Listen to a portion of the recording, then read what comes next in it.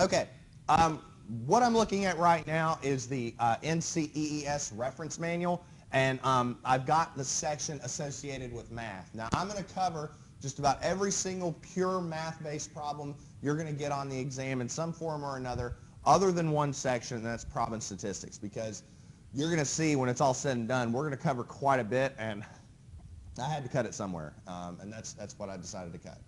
Now, specifically in the math section, a lot of this stuff I think you're going to find is fairly pedigree. You know, you've got stuff on the straight line, quadratic equation, distance formula, properties of logarithms, complex properties, you know, with a plus bi. One thing you should note, you all are probably used to the imaginary number being I. In the reference manual, the imaginary number is referred to as J, and the reason why is really because of the electrical folks. The electrical folks like to use I for current, so that way they don't get confused. Let's see. Got trig properties, law of sines, law of cosines. We were mentioning that a little bit right before class started. Trig identities, which is something you're probably going to want to go through. This is the type of stuff that we're going to be talking about tonight. Properties of areas, particularly parabolas, ellipses, circular segments, spheres, regular polygons, all the 3D stuff, paraboloid of revolutions and all that.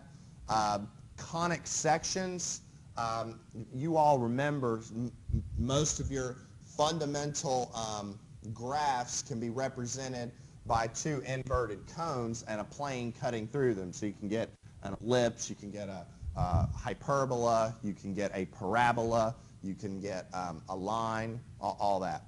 So parabolas, ellipses, hyperbolas, circles, differential calculus, the derivative, integral calculus, the integral, all your derivative identities and integral identities that you will need on the exam, centroids, moments of inertia, series, power series, Taylor series, diffie-q, which if you actually pay attention to the diffie-q section in the manual, a lot of the diffie-qs that you could get on the exam are solved for you right there. So don't let the diffie-q section scare you.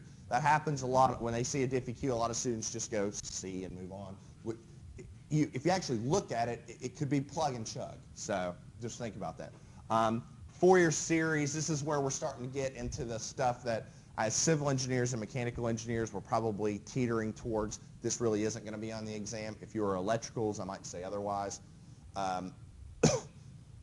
Fourier transforms, all that. Laplace transforms, matrices, matrix math, that will be on there.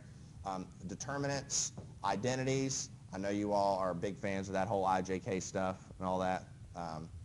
Gradient, divergence, curl, Calc 3 stuff. Numerical methods, probably not on the general math section. And that's basically it. That's the math references that are provided to you for the exam. Does anybody have any questions?